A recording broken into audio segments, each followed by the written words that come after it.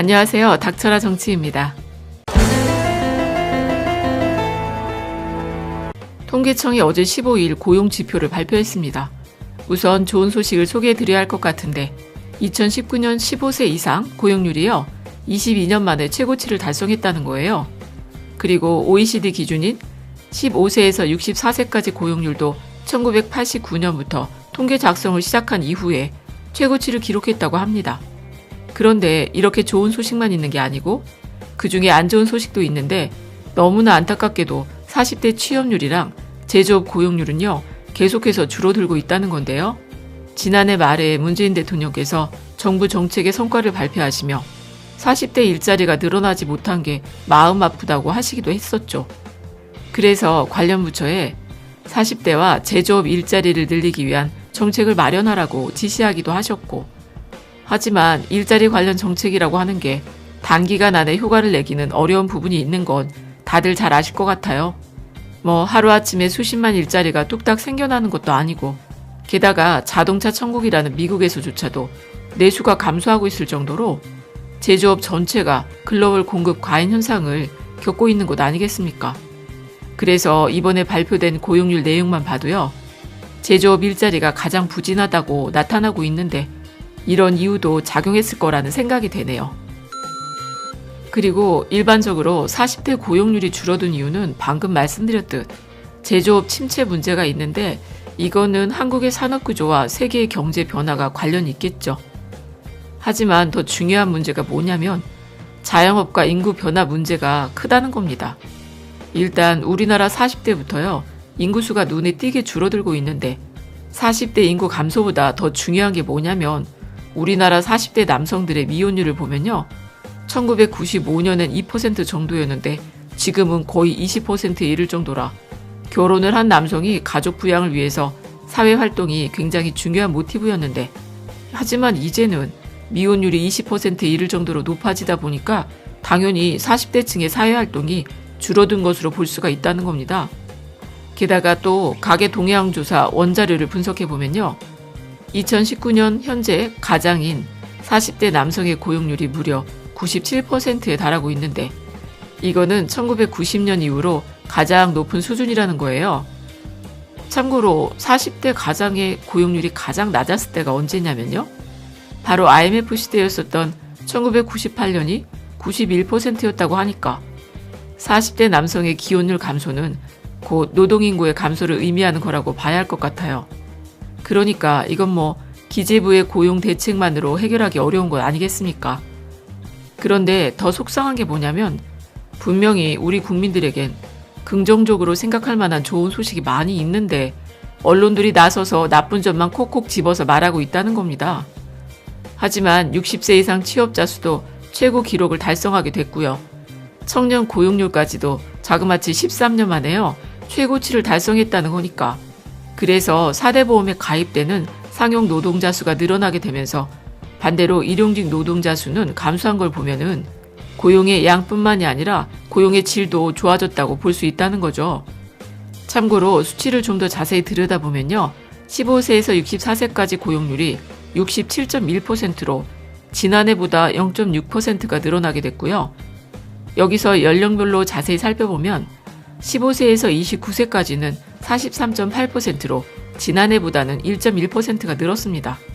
그리고 30세에서 39세까지는 고용률이 77%로 1.3%가 늘어났는데 그런데 문제의 40대 층에선 40세부터 49세까지가 78.4%로 지난해보다는 0.6%가 줄었다는 거예요. 하지만 여기서 잠깐 미국이랑 고용률 비교를 해보면 미국은 최근에 70년대 이후로 최고의 고용률을 달성하게 됐다고 트럼프까지 나서서 아주 떠들썩하게 자랑을 해대고 있는데 그런데 알고 보면요. 그게 또 16세 이상 연령에서요. 고용률이 61%랍니다. 물론 아직까지 연령 수치는 알 수가 없지만 어쨌든 우리나라는 전체 고용률이 67.1%인데도요. 언론들이 나서서 문재인 정부 때문에 망했다 욕만 바가지로 해대는 것이죠. 그리고 작년 2019년 50세에서 59세의 고용률은요. 75.5%로 지난해보다 0.5%가 상승했습니다. 60세 이상은 40.5%인데요. 지난해보다 2.2%가 늘어난 수치라고 합니다. 그런데 여기서 문재인 정부의 고용률에 대해서 언론들이 항상 흠집을 잡으려고 하는지 항상 꼬집는 말 중에 이런 말들이 있어요. 그 말이 뭐냐면 고작 한 주당 17시간 이하로 일하는 일자리만 늘어나게 된 거다. 그런 식으로 단기 알바 자리만 늘리면 고용의 질이 안 좋아진 거 아니냐고 하면서 언론들에서는 꼭 지적을 해대고 있는데, 그런데 이렇게 생각을 해보면 좀 이해하기 쉬울 것 같은데, 아니 한참 아이를 키우는 주부가 풀타임 일자리를 구하는 여건이 안 되고 또 단기 알바를 하려니까 왔다 갔다 들어가는 시간에 비해서 돈이 안 되는 경우엔 그냥 집에서 아이 키우고 집안일 하는데 시간을 더 쓰자 하면서 그냥 집에 있었던 경우가 많았습니다. 그러다가요, 최저임금이 올라서 이제는 집에 있는 것보다는 조금 짧은 시간이라도 일을 하는 게 더 낫다고 판단을 하게 된 것이죠. 그러니까 풀타임 일자리라는 게 파트타임 일자리로 바뀐 게 아니라 경제성이 없다고 생각해서 집에 있었던 사람들이요, 이제는 짧은 시간이라도 일을 하기 시작했다는 겁니다. 그리고 이게 그냥 제 혼자만의 생각이 아닌 게 실제로 주당 17시간 이하의 일자리 같은 경우엔 여성 고용자들이 70% 정도를 차지한다고 합니다. 그러니까 그동안 비경제 인구가 이제는 최저임금이 올라서 경제 인구가 됐는데 그걸 또 나쁜 일자리만 늘려놓고서 정부가 생색을 낸다고 하면은 말이 좀 안 맞다는 것이죠. 그리고 또 60세 이상의 취업자 수가 최고라는 걸 두고도 국민들의 세금을 써서 노인들 일자리만 늘린 거 아니냐고 비아냥거리는 사람들이 많지요. 물론 40대 고용률이 감소하게 된 것은 참 안타까운 일이긴 하지만 아까도 말씀드렸지만 2018년보다는 0.6% 떨어졌습니다. 0.6%. 하지만 하도 뉴스에 이런 안 좋은 소식만 떠들어대고 있으니 나라가 망하기라도 한 듯이 국민들은 얼마나 불안불안합니까? 하여간 40대 고용률이 78.4%로 작년보다 0.6% 떨어지게 된 것은 정말 안타까운 일이긴 하지만 아까도 말씀드린 것처럼 인구수 감소나 결혼을 안 한 미혼율이 20%에 가깝다는 이유도 생각해 봐야 한다는 겁니다. 그리고 또 60대 이상의 사람들이 40대의 일자리를 뺏어간 건 아니라는 것이죠.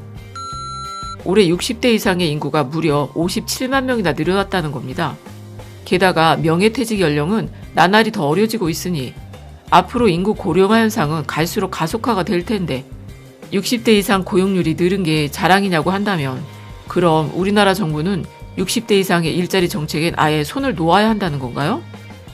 아니, 늘어나는 60대 이상의 어르신들한테는 일자리를 만들어 주려면 민간에서는 만들기도 어렵고 그래서 어쩔 수 없이 정부가 주도해 일거리를 만드는 수밖에 없잖아. 그걸 또 어디 흠잡을 거 없나 하고서 눈에 불을 켜고 달려드는 사람들을 무슨 수로 막아내겠습니까? 그래도 참 속상한 건 어쩔 수가 없네요. 어쨌든 다시 한번 말씀을 드리면 15세에서 64세까지 고용률은 67.1%로 22년 만에 최고치를 달성하게 됐고요. 78.4%의 40대 고용률은 마이너스 0.6%를 기록한 걸 제외하면 전 연령대에서 아주 고르게 고용률이 상승하게 됐다는 좋은 소식이라는 거예요. 그리고 또 좋은 소식이 하나 더 있는데 현대건설이 카타르에서 1조 2천억 원짜리 공사를 단독 수주했다는 소식입니다. 그러니까 카타르 루사일 부동산 개발 회사가 루사일 플라자 타워라고 해서요, 총 4동짜리 건물을 짓는데, 그런데 지난 2일엔 그 중에 4구획 플로트 4 공사를 수주하게 됐어요. 그게 6,130억짜리 공사였는데, 그런데 이번에 수주를 한 플롯 3 공사는 6천억 93억 원으로 총액이 1조 2천억이라고 합니다. 그리고 이게 다가 아니고 현대건설은 지난 7일에도요, 싱가포르 스포츠청이 발주한 2,700억짜리 풍골 스포츠센터도 수주를 따냈다고 하네요. 그러니까 2020년이 시작되고 단 보름 만에요, 달성한 수주 총액이 1조 5천억을 넘었다는 겁니다. 그런데 여기서 끝난 게 아니에요. 아마도 올해는 현대건설이 일복이 터질 것 같은데 카타르에서 1조 2천억어치 공사를 수주했다는 소식이 들린 지 하루도 채 지나지 않아서 이번에는 또 알제리에서 좋은 소식이 전해져 왔어요. 그러니까 현대건설이랑요, 현대엔지니어링 그리고 포스코 인터내셔널이 협력을 해서는 알제리의 복합 화력 발전소를 짓는다고 하는데 이거는 공사비가 총 8,500억짜리라고 하니까 현대건설이 올해 1월에 올린 수주액이요. 총 2조 1천억 원이라는 겁니다. 요즘에 미국이랑 이란이 크게 한판 붙어서 중동에서 당분간 찬바람이 불지 않을까 걱정을 많이 하지 않았습니까? 하지만 이렇게 중동에서 2조 1천억짜리 훈풍이 불어서 정말 다행이라는 생각이 드네요. 그럼 끝까지 들어주셔서 감사드리고 좋은 의견 있으시면 댓글로 많이 남겨주세요. 감사합니다.